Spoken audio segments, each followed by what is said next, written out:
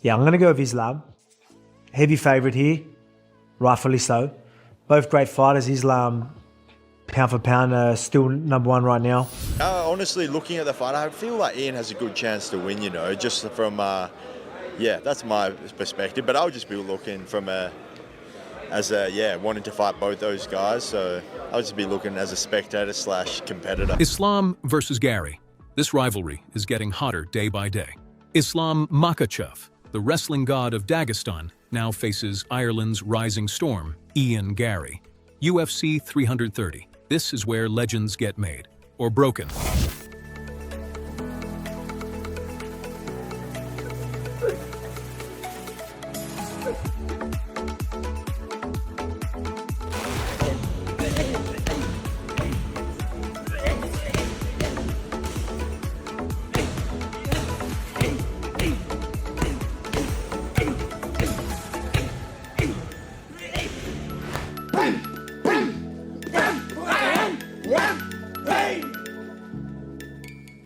Both men are pushing their limits. Ian Garry is drilling takedown defense day and night, preparing for the toughest wrestler he'll ever face. Meanwhile, Islam Makhachev is solving a different puzzle, closing the distance against a fighter with elite reach and height. This camp isn't just training, it's war preparation. Ian Garry had this to say today. In my ideal scenario, I want a 4th round finish.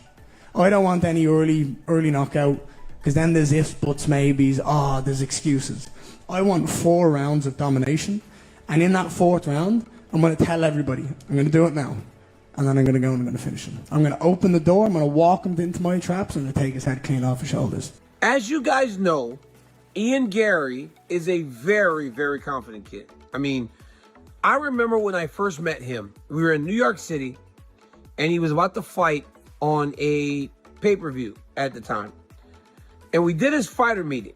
He came in with his family, and he literally sat on the table, in the middle of the table, as we did the fighter meeting. So you got me, Megan O'Leary, John Anik, Zach Canzito, Michael LaPlante, all the producers, and Ian Garry's just literally sitting on the table in the middle of all of us, and he's talking. Now, a fighter meeting is supposed to be 15 minutes. Ian Garry was probably in there for about 35 minutes telling us all the things that he was going to do in his fight when he got to the octagon in Madison Square Garden. You left there, one, going, man, that meeting was much longer than it was supposed to, but also impressed by the kid and his confidence and his belief in himself. Why are you so confident when thinking about fighting Islam and beating Islam? Because more often than not, people don't look good against him. That normally happens when people fight me, Ariel, too. Firstly, again, I have nothing but respect for him. I think he's absolutely cemented himself as the best fighter on the planet right now, and until he's beaten, he holds that status. What he's done in this career, in his career and over the last decade in the sport has been second to none. A 2-weight world champion, pound for pound #1, and on the verge of breaking the longest consecutive win streak in UFC history. It's nothing but exception. However, I've always said to you from the first time you spoke, well before I was in the UFC, to be the best, you have to beat the best.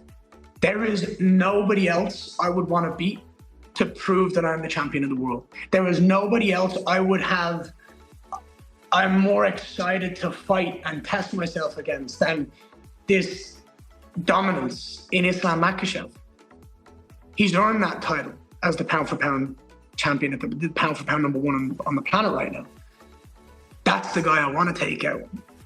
To me, to make sure that it's undeniable, when I beat him, I am the best welterweight on the planet, and arguably the #1 pound for pound fighter on the planet. Everyone's talking about Garry's height, his reach, his advantages. But we've heard this before, and every single time, Islam solved it. This man fights once a year, and when he does, he comes fully prepared, no shortcuts. Reach doesn't matter when your wrestling and striking are on this level. And Ilya was talking about fighting him too. You know, the size difference would be so big. So big. Islam is huge. He's huge. He's huge. He's too big for 55, and then you see him at 170. Like, how did you ever make 55? Right. Because he's so dominant at 170.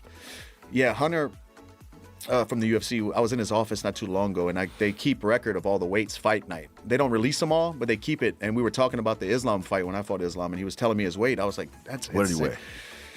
192 or something, I think. The day of the fight? I think so, yeah. That's something, crazy. 190, 191, something around there. That's crazy. Yeah, I was 176. That's crazy. But it looks like it in the cage. Like whenever I know, I interview looked him, across under those spotlights, and they had veins in his shoulders and shit. I'm like, fuck, this guy's huge. the ones where I'm like, how? Gregory Rodriguez is the one where I'm like, how? Yeah. It all had to do with that, but that I don't think is what Ian Garry's saying. I want it to be true. I love the idea. I believe in Ian Garry more than he believes in him. The way that Ian portrays and talks about he believes in himself, I actually believe in him that way. He's a young guy and he's using the media as a way to help to convince himself. But I actually think he's that good. I actually think Ian Garry can beat Islam. Now, I'm not predicting for you that he's going to. We'll get to that as this fight gets closer, but I'm sharing for you he can. And Ian Garry is a pain in the ass. And this whole thing that he can't wrestle, go ask Rachmanov if that's true. Or this whole thing that you can take Ian's back and finish him. Well, go ask Rachmanov if that's true. Or anybody else that Ian's ever fought or anyone else that's ever had his back. Because none of them ever finished him. But he's going to be to Islam what Conor was to Aldo. What are we talking about? He's got a way, he sees something, he's got a way, he's got a pattern, he's got something he's going to try, and if it works, he's going to look great. Is that what we're talking about? Sometimes that happens. George Masvidal knew, I'm going to throw a knee. If it lands, I'm going to look great against Ben Askren. If it doesn't work, he's going to catch me, take me down, and I'm never going to get up. But I'm going to put everything into this. Like, sometimes it does work. But I don't want that to be what Gary's talking about. I want it to be fun starting now. I want him to go after him. I want him to get in his head. I want him to rattle him. I want Islam at the face-off to look away. Now, whether Islam does any of those things, right, it would just force Islam to rise. We could have some fun. This isn't a fight that ends early. Two smart, well-prepared fighters, high-level game plans on both sides. This is heading to the judges' scorecards. 5 rounds, full distance. That's how this one plays out.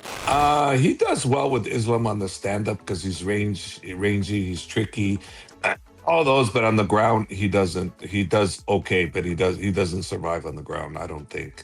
I mean, well, okay, he might survive 5 rounds, but he won't get the best of Islam on the ground. That I'm 100% sure about that. On the stand-up, he's pretty tricky. So one punch can change everything on that. One kick, one punch, one knee. You know, so that's a different story. But on the ground, I don't see him dominating. I see him surviving possibly. So yeah, I could see that. And then the takedown defense that he has is decent, but not great enough to stop Islam from taking him down. But again, you know, sometimes we'll go in there and we'll decide that we're gonna do this with Islam, and next thing you know, next round we'll say, okay, take him down now, or next thing you know, next round we'll go stand up, because he's that good. So we're not looking at going in any specific game plan for anybody, because he's good everywhere. You know, he's good everywhere. So, you know, I've said it too many times, and I think people should remember some of my back interviews. And if they look at that, then they go, we're not going to prepare for Ian Garry per se. We'll just prepare for an MMA fight. And Islam is good everywhere, so he'll practice everything. August 15th, Philadelphia will witness something special. 2 striking warriors, 2 different game plans, one goal, to walk out as the uncrowned king of welterweight. Whether it's Islam's wrestling dominance or Gary's discipline that decides this fight, one thing is certain: UFC 330 is not just a fight, it's a statement. Dagestan versus Ireland, legacy versus hunger. Mark your calendars. This is the one you don't want to miss.